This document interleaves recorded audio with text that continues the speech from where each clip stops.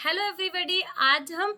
The protection of women from domestic violence act 2005 का part number 2 discuss करेंगे। Previous classes में हमने discuss कर लिया था सेक्शन नंबर 1 से लेकर सेक्शन नंबर 17 तक, जो कि हम आज थोड़ा सा रिवीजन करेंगे और उसके बाद आगे के जो सेक्शंस हैं उनको हम डिटेल में डिस्कस करेंगे। हेलो एवरीबॉडी, मैं हूं भावना और आप सभी देख रहे हैं लीगल होम्स का यूट्यूब चैनल। अगर अगर आपने अभी तक मेरे को इंस्टाग्राम, टेलीग्राम, व्हाट्सएप पे फॉलो नहीं किया है, यानी व्हाट्सएप पे आप ग्रुप में जुड़ सकते हैं, इंस्टाग्राम, टेलीग्राम पे आपको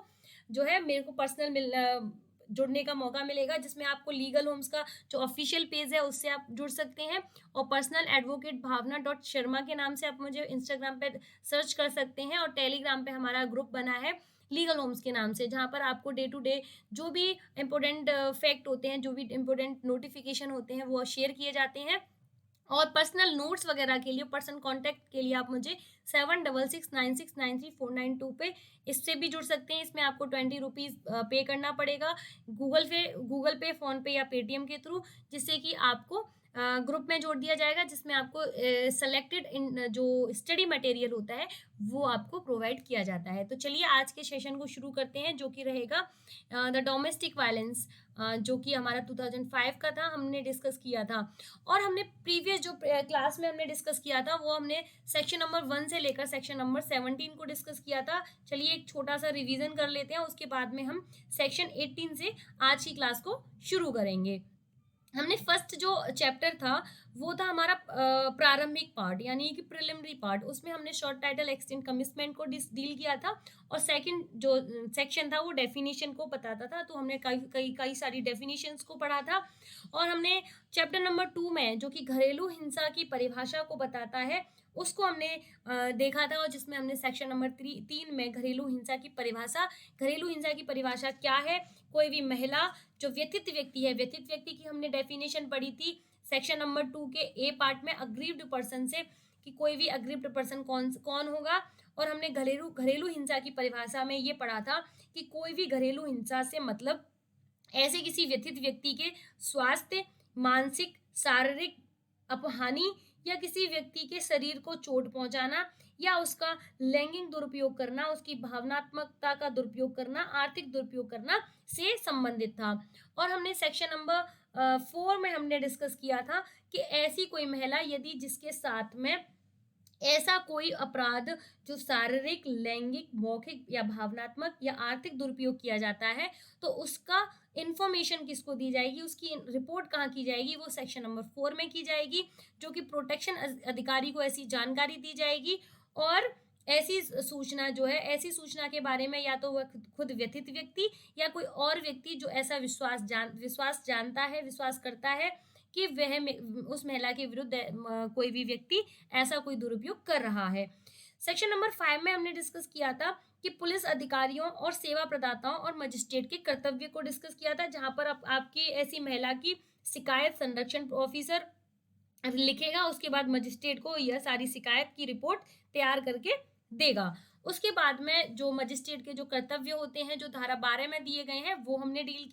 पढ़े थे। इसमें सारी चीजें जो कर्तव्य मजिस्ट्रेट के हैं वो हैं, जैसे कि उस महिला को ये बताना कि उसके पास में ये अधिकार है कि वह एक निःशुल्क विधिक सेवक ले सके, अपने लिए लीगल एडवाइस करवा सके, और उसकी सेवाएं बताई थी कि उसको प्रोटेक्शन दिया जाएगा, उसको और सारी सुविधाएं, सुख सुविधाएं जैसे चिकित्सीय सुविधा और सारी चीजें बताई गई थी। और धारा 6 में हमने डिस्कस किया था शेल्टर होम्स के बारे में, आश्रय घरों के बारे में। तो उस व्यक्ति जो महिला है उसको संरक्षण अधिकारी ऐसे सेवा प्रदाता किसी आश्रय घर में भेजेंगे, जहां पर उस महिला के को निवास के लिए स्थान मिल सके, और ऐसी महिला का या तो ससुराल पक्ष उसके घर में नहीं रख रहा है या उसका मायका पक्ष उसके घर में नहीं रख रहा है, तो ऐसी महिला शेल्टर होम में पहुंच जाएंगी। 7 था यदि चिकित्सीय सुविधाओं के लिए बातें की गई थी सेक्शन नंबर 7 में, यदि किसी महिला के शरीर पर कोई चोट है या कोई ऐसी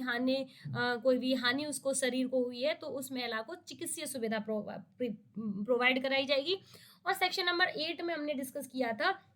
प्रोटेक्शन ऑफिसर्स के अपॉइंटमेंट कैसे होंगे। तो राज्य सरकार अधिसूचना द्वारा प्रत्येक जिले में संरक्षण अधिकारी नियुक्त करेगी, और ऐसा संरक्षण अधिकारी अपने कर्तव्यों का पालन करेगा, और जहां तक संभव हो ऐसा संरक्षण अधिकारी महिला होगी जो कि ऐसे अनुभव और एक्सपीरियंस अपने साथ रखती हो, और सारी चीजें हमने यहाँ पे डिस्कस की थी सेक्शन नंबर 8 में। सेक्शन नंबर 9 में हमने बताया था ऐसे प्रोटेक्शन ऑफिसर की ड्यूटीज क्या होंगी, ड्यूटीज एंड फंक्शंस को डील किया था सेक्शन नंबर 9 में, जिसमें प्रोटेक्शन ऑफिसर ऐसी घरेलू हिंसा की शिकायत प्राप्त करने पर प्राप्त मिल जाएगी तो उसे एक प्रारूप में बनाएगा, प्रारूप में बना के ऐसे मजिस्ट्रेट को पेश करेगा, और मजिस्ट्रेट को बनाने के बाद में सारी जो रिपोर्ट्स हैं, जो जिस रीति रिवाज का इस्तेमाल किया जाता है उस तरीके से हमने उसको जो संरक्षण अधिकारी है वह मजिस्ट्रेट को भेजेगा। और कोई भी ऐसा आश्रय घर में अगर किसी महिला को भेजा गया है या ऐसे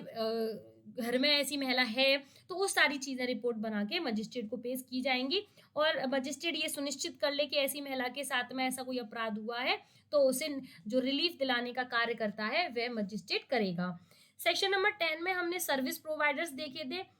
कौन सर्विस प्रोवाइडर्स होंगे? ऐसी महिलाओं के अधिकारों और हितों की रक्षा करने वाले ऐसे व्यक्ति जो रजिस्ट्रेशन अधिनियम 1860 में रजिस्टर्ड है या कंपनी अधिनियम 1956 में रजिस्टर्ड है। ऐसे लोग ऐसी महिलाओं के विरुद्ध होने वाले किसी भी अपराध से उनका संरक्षण और उनके लिए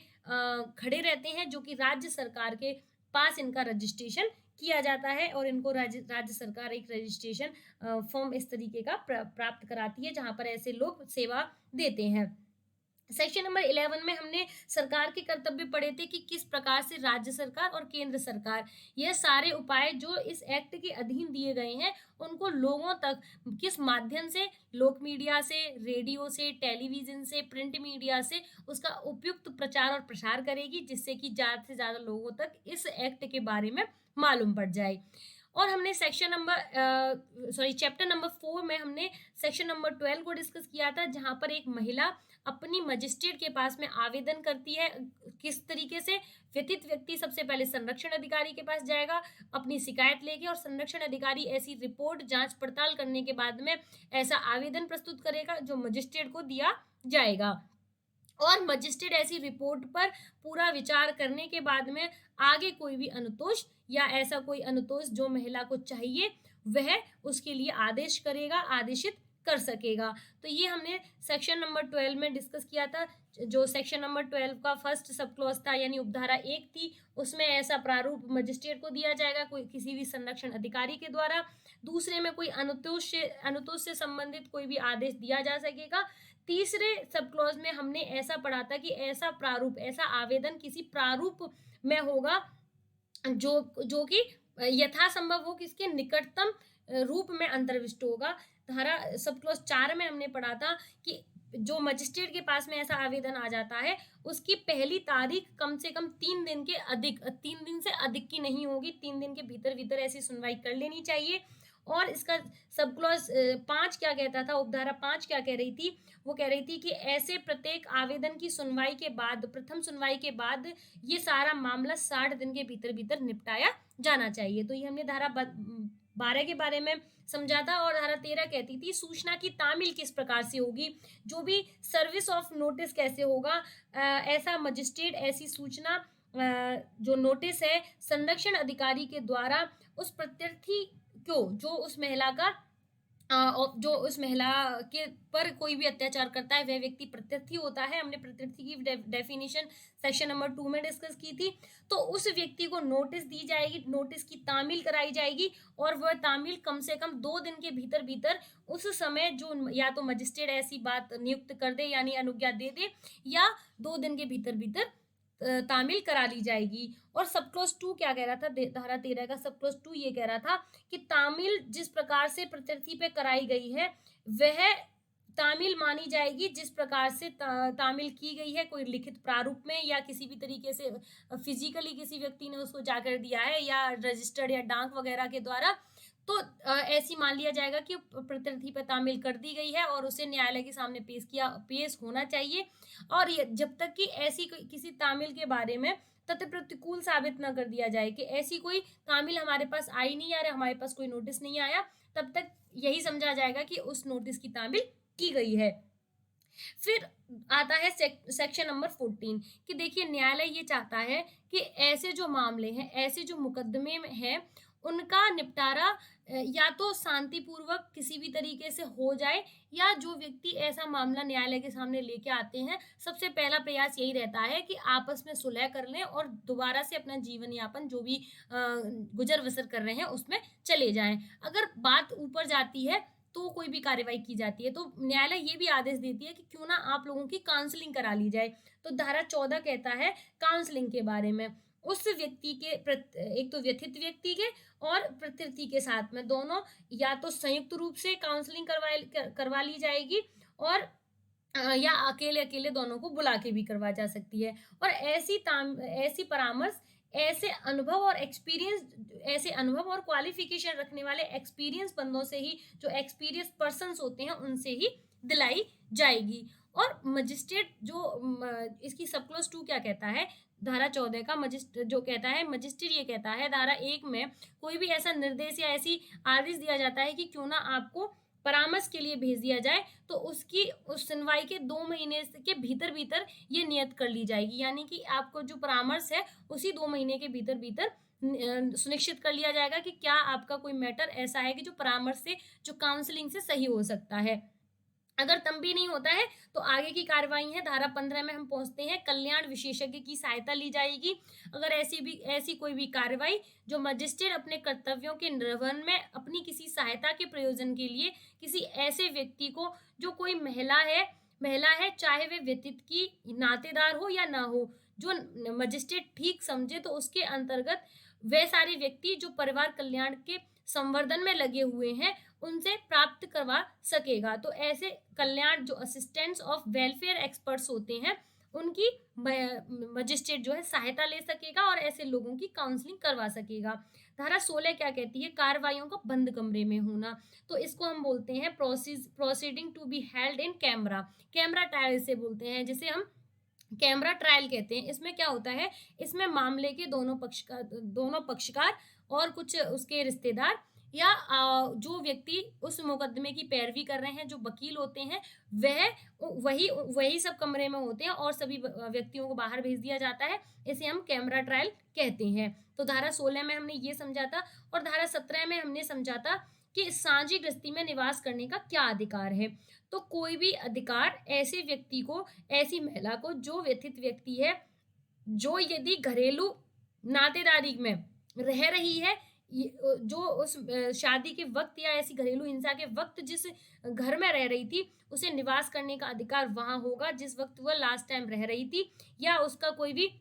रिश्तेदार उस गृहस्थी में रह रहा था। तो उस महिला को बेदखल नहीं किया जाएगा ऐसी कंडीशन में, जब उसे डोमेस्टिक वायलेंस का सामना करना पड़ रहा है, तो ऐसी कंडीशन में उसको घर से बाहर नहीं निकाला जाएगा। ये कह रहा था धारा 17। धारा 18 में आ जाते हैं, जो कि हमारे संरक्षण आदेश हैं, यानी कि प्रोटेक्शन ऑर्डर्स हैं। तो यहाँ पर अब यहाँ से हम अपनी आज की क्लास को शुरू करते हैं। क्या है कि मजिस्ट्रेट यदि पहली सुनवाई में, जो पहले तो सबसे पहले क्या होता है,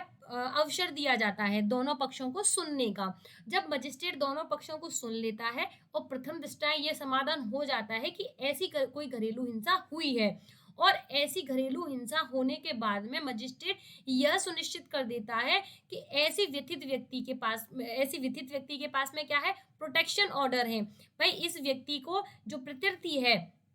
ऐसा कोई भी कार्य जो उस महिला के आसपास भी भटकता है, या आसपास ऐसी व्यक्ति जो व्यथित महिला है जहाँ वह निवास करती है, उसके पास आसपास रहने का कोई आदेश नहीं दिया जाता। इसे हम बोलते हैं प्रोटेक्शन ऑफिसर, कि दोबारा से इस महिला के ऊपर कोई भी ऐसा डोमेस्टिक वायलेंस ना हो। तो ये धारा 18 कहती है कि कोई भी संरक्षण आदेश मजिस्ट्रेट के द्वारा व्यथित व्यक्ति और प्रत्यर्थी को सुनवाई का एक अवसर दिए जाने के पश्चात ही, प्रथम दृष्टया यह समाधान होने के बाद कि ऐसी कोई घरेलू हिंसा हुई है या होने वाली है, उस व्यथित व्यक्ति के पक्ष में एक संरक्षण प्रोटेक्शन आदेश, जो प्रोटेक्शन ऑर्डर होता है, वह दे सकेगा, और प्रत्यर्थी को इस प्रकार प्रतिसिद्ध कर दिया जाएगा। प्रतिसिद्ध का मतलब है रोक दिया जाएगा ऐसा कुछ कार्य करने के लिए। पहला क्या है कि कोई भी घरेलू हिंसा कार्य करने को न करना, यानी कि वह जो प्रत्यर्थी है, जो व्यथित महिला को मारता है, पीटता है, या किसी भी तरीके से शारीरिक या मानसिक प्रताड़ना देता है, उसको न देने का आदेश दे सकेगा कि आप आगे से ऐसा नहीं करना, ये आपको अधिकार नहीं है कि आप किसी महिला को मारें, पीटें या किसी भी तरीके की शारीरिक हिंसा उसके साथ करें। दूसरा घरेलू हिंसा के कार्यों में कारित करने में सहायता या दुष्प्रेरण करना, यानी कि कोई भी घरेलू हिंसा के कार्य, यानी कि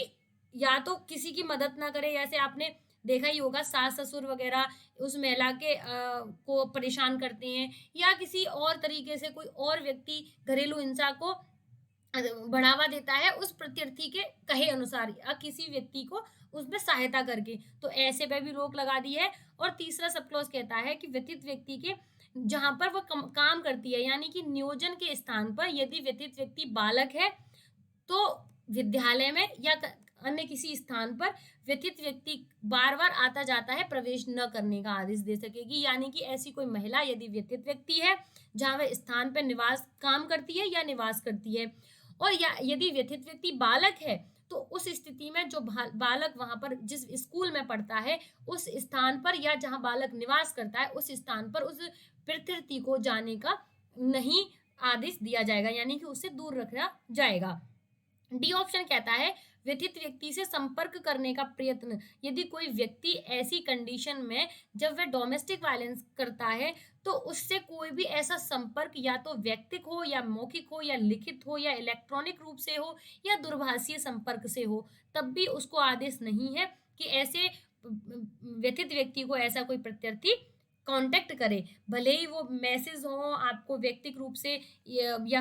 मौखिक रूप से या किसी चिट्ठी या लेख के द्वारा या किसी भी इलेक्ट्रॉनिक फॉर्म में, मोबाइल फॉर्म में या वीडियो कॉल करके या किसी चैट के थ्रू कोई भी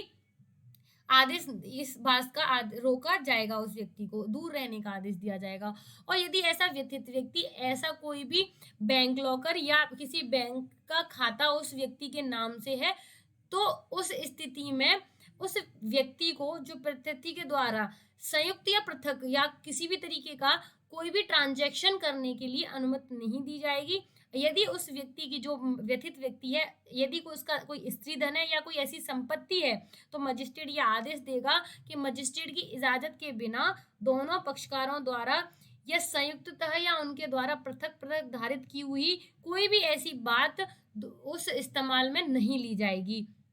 राइट, जो नेक्स्ट सब क्लॉज है 4 नंबर का, वह क्या कहता है कि आश्रितों या अन्य नातेदारों द्वारा या किसी अन्य ऐसे व्यक्ति के द्वारा जो व्यथित व्यक्ति को घरेलू हिंसा के विरुद्ध सहायता कर रहे थे या उसके हिंसा के साथ हिंसा कर रहे थे, उन व्यक्तियों को भी इस लिस्ट में गिना जाएगा कि ऐसे प्रोटेक्शन उसको जो व्यथित व्यक्ति है उसको दिए जाएंगे कि वह व्यक्ति उसके आसपास भी न भटके। लास्ट पॉइंट है, यदि कोई ऐसा अन्य कार्य जो संरक्षण आदेश में निर्दिष्ट किया गया है वह सारे शामिल है, यानी कि ऐसे सारे जो बचे हुए पॉइंट रह जाते हैं वह सब भी इसमें शामिल है। कोई भी ऐसा व्यक्ति व्यथित व्यक्ति के आसपास नहीं आएगा, उसको दोबारा से घरेलू हिंसा का शिकार नहीं करवाएगा, या ऐसा कोई भी कार्य कृत्य करता है तो ऐसा व्यक्ति दोबारा उसके पास में नहीं करेगा, या ऐसा उस मजिस्ट्रेट ऐसा आदेश देता है। तो सेक्शन नंबर 18 में हमने क्या पढ़ा, प्रोटेक्शन ऑर्डर के बारे में पढ़ा। सेक्शन 19 में बात आती है रेजिडेंशियल ऑर्डर के बारे में, यानी कि उस व्यथित व्यक्ति को, जो व्यथित महिला है, उसको अपने घरेलू हिंसा के समय या ऐसी घरेलू हिंसा का समाधान हो जाने के बाद मजिस्ट्रेट निवास के लिए उस महिला को जहां पर वह रह रही थी उसको स्वयं या तो वो खुद नहीं हट जाए या उस महिला के प्रत्यर्थी को, जो उसका हस्बैंड है या उसका सास ससुर है, उसको वहां से हटाया नहीं जाएगा, यानी कि उस समय जब तक वह वहां पे निवास करना चाहती है वह महिला उसे निवास करने का आदेश दिया जा सकेगा। तो पहला पॉइंट यही कहता है कि कोई भी व्यक्ति किसी भी रीति से ऐसा विघ्न नहीं डालेगा या अवरुद्ध नहीं करेगा ऐसी गृहस्थी में, यदि वह महिला अपना हित रखती है या नहीं रखती है तो भी उस महिला को वहीं रहने का आदेश दिया जाएगा। दूसरा पॉइंट कहता है कि यदि कोई भी प्रत्यर्थी साझी गृहस्थी में रहता है और उसे स्वयं को हटाने का निर्देश दे देता है, तो ऐसा नहीं माना जाएगा कि वह महिला उस घर में नहीं रह सकती है या न रहने का आदेश न देगा, यानी कि जहां पर वह साझी ज्वाइंट फैमिली में रह रही थी, ज्वाइंट साझी गृहस्थी में रह रही थी, वह महिला भी वहीं रहेगी। दूसरा, प्रत्यर्थी या उसके किसी नातेदार की को साझी गृहस्थी के किसी भाग में जिसमें व्यथित व्यक्ति निवास करता है प्रवेश करने से अवरुद्ध करना है। ठीक है, तो जहां पर वह व्यथित व्यक्ति निवास कर रही है वहां पर किसी भी भाग में जाने का या ना तो प्रत्यर्थी को ना ही उसके नातेदारों को जाने का ही अधिकार होगा। दूसरा, प्रत्यर्थी को किसी साझी गृहस्थी के अन्य संक्रांत करने या व्यनित करने या उसे विलंगमित करने के से अवरुद्ध करना है। ठीक है, तो ऐसी कोई साझी गृहस्थी जहां पर ऐसा प्रत्यर्थी निवास करता है वह उसको न तो अन्य संक्रांत करेगा, नहीं तो कहीं और ट्रांसफर करेगा, नहीं उसका व्यनित करेगा और नहीं उसको अवरुद्ध रखेगा उस महिला को। ठीक है, और ऐसे आदेश मजिस्ट्रेट के सिवाय मतलब ऐसी प्रत्यर्थी मजिस्ट्रेट से इजाजत लेगा। मजिस्ट्रेट से इजाजत लेने से पहले यदि ऐसा कोई कार्य जो महिला के विरुद्ध होगा ऐसा नहीं कर सकेगा जब तक कि उसको मजिस्ट्रेट से आदेश न ले लिए जाए। नेक्स्ट है प्रत्यर्थी को व्यथित व्यक्ति के लिए उसी स्तर की अनुकल्पित बाज़ सुविधा जैसी वह साझी गृहस्थी में उपयोग कर रही थी उसके लिए किराए या संदाय करने या यदि परिस्थितियां ऐसी हों अपेक्षा करे सुनिश्चित करने के लिए निर्देश दे सकेगा। यानी कि महिला जिस निवास में पहले रह रही थी, जिस सुख सुविधाओं में रह रही थी, साझी गृहस्थी के समय अपने सुख सुविधाओं का लाभ ले रही थी, उसी प्रकार का यदि ऐसा कोई घर उसको दिया जाता है या तो किराए पर या किसी और तरीके से उसे दिया जाता है तो उसको यह मजिस्ट्रेट सुनिश्चित करेगा और ऐसा निर्देश दे सकेगा। राइट, अब यहाँ पर हम बात कर रहे हैं परंतु क्या कहता है, परंतु क्या कहता है, खंड बी के अधीन कोई आदेश किसी व्यक्ति को जो महिला है विरुद्ध पारित नहीं किया जाएगा। तो ये महिला के विरुद्ध नहीं पारित किया जाएगा, यानी कि कोई महिला ऐसा आदेश नहीं प्राप्त करेगी। दूसरा, इसका सबक्लोज 2 क्या कहता है, मजिस्ट्रेट व्यथित व्यक्ति को व्यथित की किसी संतान की सुरक्षा जो प्रोटेक्शन है उसकी किसी भी जो संतान है उसका भी आदेश दे सकेगा कोई जब तक कि कोई अन्य निर्देश पारित न किया जाए और आवश्यक रूप से यह युक्त समझता है। तो मजिस्ट्रेट उस व्यक्ति की जो संतान है उसका प्रोटेक्शन दे सकेगा और यदि वह महिला ये चाहे कि उसका प्रोटेक्शन उसको ही खुद मिले तो वह भी प्राप्त कर सकती है। मजिस्ट्रेट घरेलू हिंसा के किए जाने का निवारण करने के लिए प्रत्यर्थी को एक बंद पत्र और प्रतिभुओं सहित या उनके बिना निष्पादन करने की भी अपेक्षा कर सकेगा। यानी कि यहाँ पर प्रत्यर्थी यानी कि जो व्यथित व्यक्ति है उसके हस्बैंड से एक बॉन्ड लिखवा लेगा या तो प्रतिभूति सहित या ना मतलब उसके बिना ऐसा कोई बॉन्ड लिखवा लेगा। यदि ऐसा कोई व्यक्ति दोबारा से डोमेस्टिक वायलेंस करता है तो उससे बॉन्ड लिखवा लिया जाएगा और बॉन्ड की राशि जब्त कर ली जाएगी यदि कोई महिला के खिलाफ दोबारा से ऐसा कोई कारण उत्पन्न होता है जो घरेलू हिंसा से रिलेटेड है। अब बॉन्ड के बारे में बताया गया है कि कोई भी ऐसा आदेश ऐसा समझा जाएगा जो सीआरपीसी 1973 में जो चैप्टर नंबर 8 के अधीन किया गया है ऐसा समझा जाएगा। यानी कि ऐसी कार्रवाई की जाएगी यदि बॉन्ड कब लिखते हैं, सीआरपीसी की धारा जो चैप्टर नंबर 8 है उसमें आता है बॉन्ड, और यदि कोई व्यक्ति ऐसे बॉन्ड का उल्लंघन करता है तो उसके ऊपर कार्रवाई करवा जा सकेगी जैसे सीआरपीसी में दिया हुआ है। धारा 5 उपधारा 5 क्या कहती है, उपधारा 5 उपधारा 1 उपधारा 2 उपधारा 3 के अधीन किसी आदेश को पारित करते समय न्यायालय उस व्यथित व्यक्ति को संरक्षण देने के लिए या उसकी सहायता के लिए आदेश के क्रियान्वयन में उसकी ओर से आवेदन करने वाले व्यक्ति की सहायता के लिए निकटतम पुलिस थाने के भार साधक अधिकारी को निर्देश देते हुए यह आदेश भी पारित कर सकेगा। यानी कि कहने का मतलब है यदि उपधारा 1 उपधारा 2 उपधारा 3 में ऐसा आदेश भी पारित कर सकेगा जो व्यथित व्यक्ति की हेल्प कर रहा है। हेल्प करने का मतलब है उस महिला के साथ साथ उस व्यक्ति को भी संरक्षण दिया जा सकेगा जो उसकी हेल्प कर रहा है। तो यहाँ पर ये धारा पूरा किसी व्यक्ति के हेल्प के लिए बना हुआ है। सबक्लॉज 6 क्या कहता है, सबक्लॉज 6 में एक बात हो रही है कोई भी आदेश जो उपधारा 1 में दिया गया है मजिस्ट्रेट ये देखेगा कि पक्षकार की वित्तीय आवश्यकताएं कैसी हैं, पक्षकारों की वित्तीय आवश्यकताएं कैसी हैं, और जब वित्तीय आवश्यकताओं को ध्यान में ही देकर ऐसे कोई अन्य जो किराए वगैरह हैं ऐसे कोई संदाय हैं उनका उन्मोचन होने के बाद और प्रत्यर्थी पर अध्यारोपित कर सकेगा। यानी कि पहले वो फाइनेंशियल कंडीशन को देखेगा कि भाई उस व्यक्ति की वित्तीय कंडीशन कैसी है, कितना कमा लेता है, क्या खर्च कर लेता है, कितने उसके ऊपर कर्जे वगैरह हैं, उन सबको देने के बाद में जो पैसा बच जाता है उसके ऊपर न्यायालय आदेश दे सकेगा। 7 क्या कहता है, सब क्लॉज 7 क्या कहता है, वह ये कहता है कि मजिस्ट्रेट उस पुलिस थाने के भारसाधक अधिकारी को जिसकी अधिकारता में जो प्रोटेक्शन आदेश दिया गया है, प्रोटेक्शन आदेश दिया गया है, यदि उसकी मतलब मजिस्ट्रेट को ये निर्देश, मजिस्ट्रेट उसको न्याय निर्देश दे सकेगा कि ऐसा प्रोटेक्शन ऑफ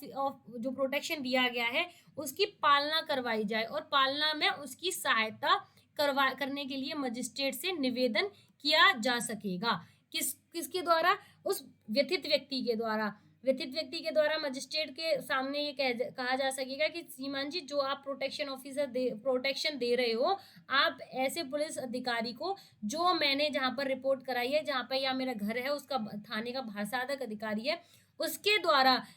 द्वारा इस प्रोटेक्शन ऑफिसर के अगर कोई भी प्रोटेक्शन होते टाइम यदि ऐसी कोई आदेश आपने दिया है, अगर किसी कोई उल्लंघन करता है तो या मानता नहीं है, तो आप ऐसे पुलिस ऑफिसर को भेज दीजिए ताकि ऐसे व्यक्तियों को वो बता के आ जाएं कि इस महिला को परेशान न किया जाए। चैप्टर 8 क्या बोलता है, सॉरी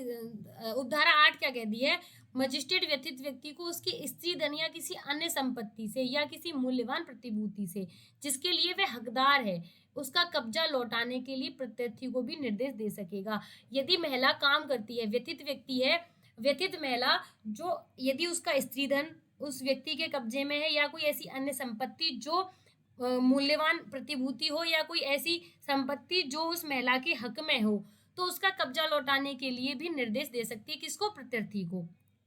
अब आते हैं सेक्शन नंबर 20 पे। सेक्शन नंबर 20 कहता है धनीय अनुतोष। अब यहाँ पर धनीय अनुतोष की बात हो रही है, जो उपधारा 12 में, जो धारा 12 में एक के अधीन कोई रिलीफ मांगा गया था, तो घरेलू हिंसा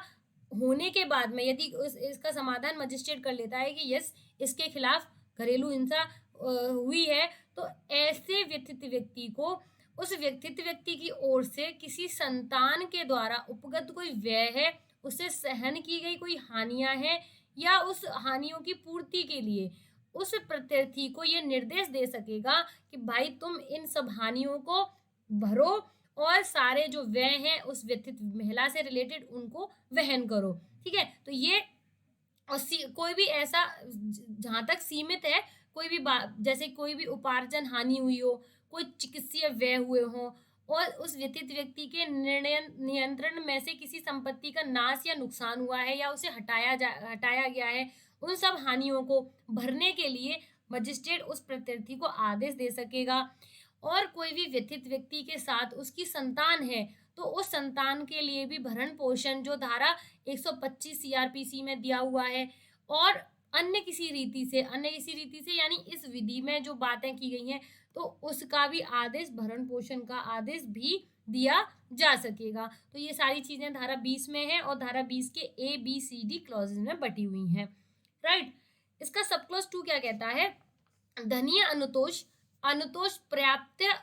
उचित या युक्तियुक्त होगा, यानी कि कोई ज्यादा नहीं मांगा जाएगा और जितना न्यायालय समझे, उचित समझे, उतना होगा। सब क्लॉज 3 क्या कहता है, या तो ऐसा अनुतोष एक मुश्त संदाय कर दिया जाएगा, यानी कि एक बार में ही दे दिया जाएगा, या मासिक संदाय दिया जाएगा, यानी कि महीने के महीने ऐसा जो अनुतोष है दे दिया जाएगा।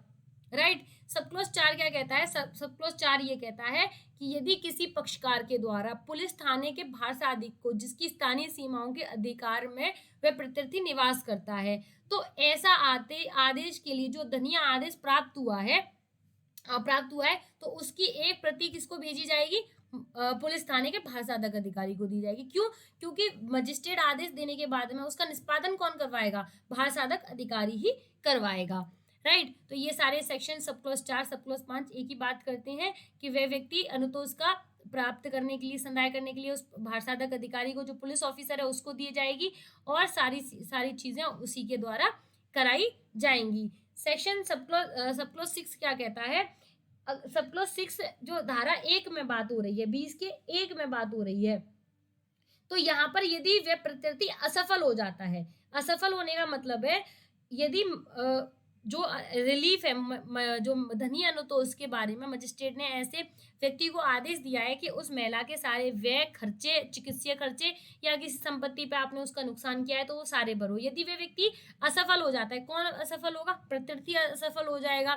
प्रत्यर्थी असफल होने पर उस व्यक्ति की जो मजदूरी है, यानी कि उसे जो वेतन महीने के महीने मिलता है, उसका एक भाग न्यायालय में मतलब जमा कर लिया जाएगा। वो शोध ऋण के रूप में भी हो सकता है और प्रत्यार्थी के खाते से भी हो सकता है, या किसी ऋण के जरिए भी ऐसा धनीय अनुतोष का समायोजित कर लिया जाएगा या जमा करने का निर्देश दे सकेगा। कौन दे सकेगा? मजिस्ट्रेट। जब प्रत्यर्थी ऐसा धनीय अनुतोष देने में असफल हो जाता है, उस स्थिति में उसकी जो मजदूरी है उसका एक कोई निश्चित भाग जो मजिस्ट्रेट ठीक समझे उसका भी निर्देश दे सकेगा। ये हो गया सेक्शन नंबर 20। सेक्शन नंबर 21 कहता है अभिरक्षा आदेश। अभिरक्षा आदेश बोलते हैं इसको, कस्टडी ऑर्डर। यदि महिला का कोई बच्चा उसके पास में अस्थायी रूप से या स्थायी रूप से वह रखना चाहती है तो एक एप्लीकेशन देगी, और वह व्यक्ति एप्लीकेशन के बाद में, सुनवाई के बाद में, या तो व्यथित व्यक्ति महिला भी अपने बच्चे की कस्टडी ले सकती है और वह व्यक्ति जो प्रत्यर्थी है वह भी अपने बच्चे की कस्टडी ले सकता है, या समय समय पर उस संतान से मिलने के लिए जैसी भी कंडीशन रही हो ऐसी कंडीशन में उससे मिलने के लिए इंतजामात भी किए जा सकते हैं। तो यहाँ पर ये बात आ जाती है कि कस्टडी ऑर्डर कहाँ मिलेंगे, तो जैसा मजिस्ट्रेट समझे, मजिस्ट्रेट की राय में कोई भी व्यक्ति कस्टडी ले सकता है, लेकिन यदि कोई बच्चा इतना छोटा है और अगर किसी प्रत्यर्थी से उसको हानि है ना, व्यथित व्यक्ति के बच्चे को अगर प्रत्यर्थी से हानि है, तो उस स्थिति में मजिस्ट्रेट यह बात कर सकेगा कि उसे क्यों ना ऑर्डर, जो कस्टडी ऑर्डर है उसकी महिला जो व्यथित व्यक्ति है उसको क्यों ना दे दी जाए। लेकिन उससे अगर प्रत्यर्थी ऐसी कस्टडी मांगता है या मिलने की अनुमति मांगता है और उस संतान को जो कस्टडी मांग रहा है उस संतान को यदि कोई हानि पहुंच रही है या उस व्यक्ति से मिलने में वह बच्चा डरता है, तो मजिस्ट्रेट जो है ऐसी भेंट के लिए, ऐसे मिलने के लिए मना कर सकेगा। धारा 22 क्या कहती है? प्रतिकर आदेश, कंपनसेशन आदेश। अब कंपनसेशन आदेश क्या होता है? इस अधिनियम के अधीन अनुदत्त किया जाएगा अनुतोष के अतिरिक्त, कोई अनुतोष के अतिरिक्त जो हमने रिलीफ धारा 12 में मांगा था उसके अतिरिक्त है ये प्रतिकर आदेश, कंपनसेशन ऑर्डर। मजिस्ट्रेट व्यथित व्यक्ति द्वारा किए गए ऐसे आवेदन पर प्रत्यर्थी को क्षतियों के लिए जिसके अंतर्गत उस प्रत्यर्थी द्वारा की गई कोई घरेलू हिंसा के कार्यों द्वारा मानसिक यातना और भावनात्मक कष्ट सम्मिलित है, प्रतिकर और नुकसानी का संदाय करने के लिए प्रत्यर्थी को निर्देश देने का भी आदेश पारित कर सकेगा। इतना सा समझना है। यदि धारा जो 12 में हमने रिलीफ मांगा है उसके अतिरिक्त की बात हो रही है, उसके अतिरिक्त यदि कोई महिला जो व्यथित महिला है वह आवेदन करेगी किसको? मजिस्ट्रेट को, और ऐसे प्रत्यर्थी से ऐसी बात के बारे में जो घरेलू हिंसा में कार्यों के द्वारा उसको मानसिक यातना या भावनात्मक कष्ट सम्मिलित है वो सब हुआ है, तो उसका प्रतिकर और नुकसानी के लिए भी उस प्रत्यर्थी से यह मांग सकेगी कि क्यों ना मुझे इसका प्रतिकर दिया जाए, तो प्रत्यर्थी को यह निर्देश दे सकेगा और आदेश पारित कर सकेगा मजिस्ट्रेट। धारा 23 अंतरिम और एक पक्षीय। देखिए इसमें इतना याद रखना है, यदि मजिस्ट्रेट इस अधिनियम में किसी भी कार्यवाही में कोई भी आदेश अंतरिम आदेश यानी इंटरिम ऑर्डर या कोई भी जो फाइनल ऑर्डर होता है तो फाइनल होता ही है, लेकिन अंतरिम आदेश एक पक्षीय डिग्री देने का भी आदेश दिया गया है। अब सपोज दिस कि कोई भी महिला ऐसी व्यथित महिला है जो उसके खिलाफ में ऐसा कोई नुकसान हुआ है जो उसको शारीरिक, मानसिक या किसी भी तरीके की पीड़ा या उससे कोई संपत्ति छीन ली गई है या वो भरण पोषण करने में सक्षम नहीं है, तो उसको अंतरिम आदेश बोलते हैं। जब उस स्थिति में उस प्रत्यर्थी से यह समाधान हो जाने के बाद में कि ऐसी महिला के खिलाफ में घरेलू हिंसा हुई है या घरेलू हिंसा का कार्य कोई हुआ है और उस महिला को ऐसा व्यक्ति जो प्रत्यर्थी है वह बार बार उसको परेशान कर रहा है, उसको पैसे नहीं दे रहा है या किसी भी तरीके से उसका भरण-पोषण सुचारू रूप से नहीं चल रहा है, तो जो धारा 18, 19, 20, 21 और 22 के अधीन कोई प्रत्यर्थी के विरुद्ध एक पक्षीय आदेश भी दे सकेगा इनके आधार पर। ठीक है, तो धारा 23 ये कहती है अंतरिम आदेश की सूचना दी जा सकेगी। धारा 23 क्या कहता 24 क्या कहता है, जो भी आदेश न्यायालय देता है उसकी निःशुल्क प्रतियां, निःशुल्क कॉपियां किसी भी व्यक्ति को, दोनों को, व्यथित व्यक्ति को भी और प्रत्यर्थी को भी, दोनों पक्षकारों को फ्री ऑफ कॉस्ट देने के लिए आदेशित किया जाएगा मजिस्ट्रेट सभी न्यायालयों में। तो ये चीज बहुत ध्यान देने वाली बात है, इस पे आपको क्वेश्चन एक पूछ लिया जाएगा प्रीलिम्स में कि न्यायालय के आदेश की प्रतियां निःशुल्क दिए जाने का कहाँ प्रावधान है। तो धारा 24 आपको याद रखनी है। इसमें कोई भी पक्षकार, यहाँ पे दिया हुआ आदेश की प्रतियां निःशुल्क कोई भी आवेदन के पक्षकारों के द्वारा पुलिस थाने के भाषाधक द्वारा, अधिकारियों के द्वारा या अधिकारिकता मजिस्ट्रेट के द्वारा, जो भी जिसके भी पास पहुंच गई हो, न्यायालय की अधिकारिता के किसी स्थानीय सीमा के भीतर अवस्थित किसी सेवा प्रदाता को, यदि किसी सेवा प्रदाता ने घरेलू हिंसा की घटना की रिपोर्ट रजिस्ट्रीकृत की है, तो उसे सेवा प्रदाता को दी जाएगी। राइट, तो ये निःशुल्क कोई भी ऑर्डर की प्रतियां मांग सकेगा। सेक्शन 25 क्या कहता है, आदेशों की अवधि और उनमें परिवर्तन। धारा 18 के अधीन कोई भी आदेश जो व्यथित व्यक्ति द्वारा निर्मोचन के लिए आवेदन किए जाने पर प्रवर्त रहेगा। ठीक है, उसका प्रवर्तन कैसे किया जाएगा, वो व्यथित व्यक्ति के आवेदन पर, जो व्यथित व्यक्ति है उसके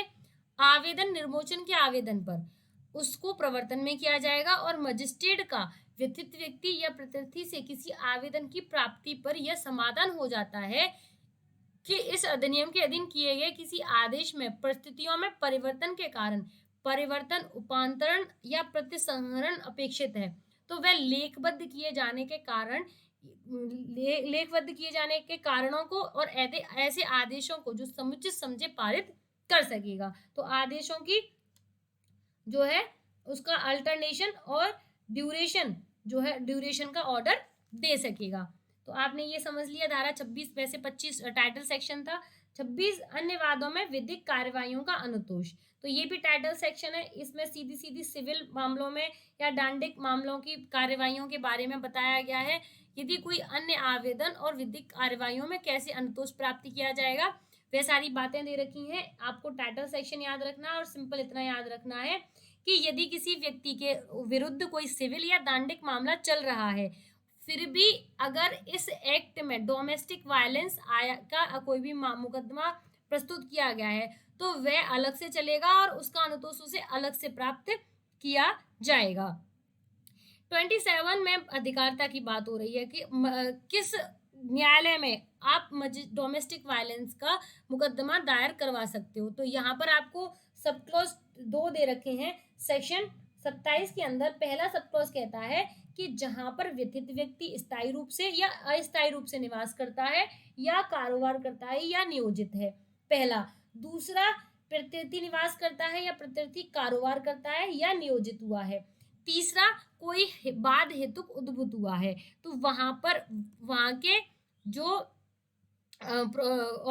मजिस्ट्रेट हैं, जो सक्षम न्यायालय है, उसके अधीन अपराधों का विचारण किया जाएगा। राइट, तो ये बात हो गई धारा 27 की। धारा 28 क्या कहती है, प्रक्रिया कैसी होगी। तो इस अधिनियम की प्रक्रिया, जो प्रोसीजर है वो कैसा होगा,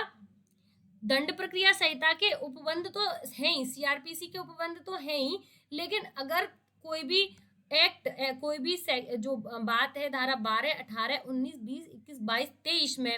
ऐसी सभी कार्यवाहियां जो धारा 31 के अधीन दी गई हैं, 31 के अधीन अपराध है, तो दंड प्रक्रिया संहिता के उपबंधों के द्वारा शासित होंगे। और उपधारा 1 की कोई भी बात धारा 12 में के अधीन या धारा 23 की उपधारा 2 के अधीन किसी आवेदन के निपटाने के लिए अपनी स्वयं की प्रक्रिया अवधि कथित करने के लिए न्यायालय निवारित नहीं करेगा। राइट, तो ये सेक्शन आपको इतना याद रखना है। प्रक्रिया कैसी होगी, जैसे कि अपन सीआरपीसी में फॉलो करते हैं उसी तरीके से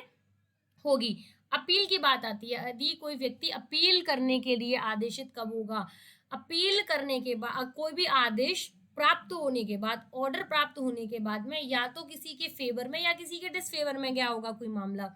उस मामले में जब भी वो आदेश प्राप्त हो जाता है, उस आदेश के प्राप्त होने के बाद 30 दिन के भीतर सेशन न्यायालय में कोई अपील हो सकती है। तो आपको 30 दिन याद रखना है। कोई भी व्यक्ति व्यथित या प्रत्यर्थी जैसा कि भी पश्चातवर्ती हो, तामील की जाती है। कोई भी बात जो दोनों के भीतर दोनों को पसंद नहीं आती है, उन दोनों के विरुद्ध 30 दिन के भीतर तो वो दोनों अपने एक दूसरे के विरुद्ध 30 दिन के भीतर भीतर तामील और अपील करवा सकती हैं। चैप्टर 5 प्रक्रियन मिसलेनियस की बात करता है। इसमें आपको प्रोटेक्शन ऑफिसर कौन होंगे उनकी बात हो रही है धारा 30 में। धारा 31 में बात हो रही है यदि संरक्षण जो आदेश है उसका भंग किया जाता है तो उस स्थिति में क्या प्रत्यर्थी को दंड का प्रावधान है। धारा 32 में संज्ञान और सबूत कैसे किया लिया जाएगा। धारा 33 में संरक्षण अधिकारी का कर्तव्य है और उसका कर्तव्य का अगर वह पालन नहीं करता है तो उसको किस प्रकार का दंड है। और धारा 35 में कोई भी कार्य जो कि सद्भाव पूर्वक की गई कार्यवाही के लिए संरक्षित है